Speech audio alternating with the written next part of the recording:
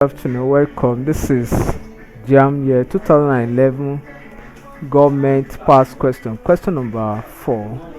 And the question number 4 here says, in a nation, sovereignty is vested in the dash. In a nation, sovereignty is vested in the dash. The nation in this content is known as states. So take note of that. That's why we're talking of sovereignty. And when we talk of sovereignty, sovereignty is the power and authority which a state possess to gov its government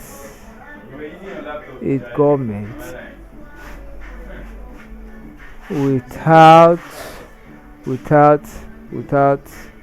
external interference. So that is sovereignty.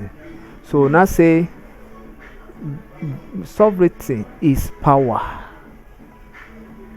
Sovereignty is authority.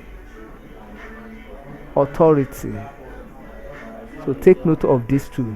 So which people or which class of people possess it? A, the elite.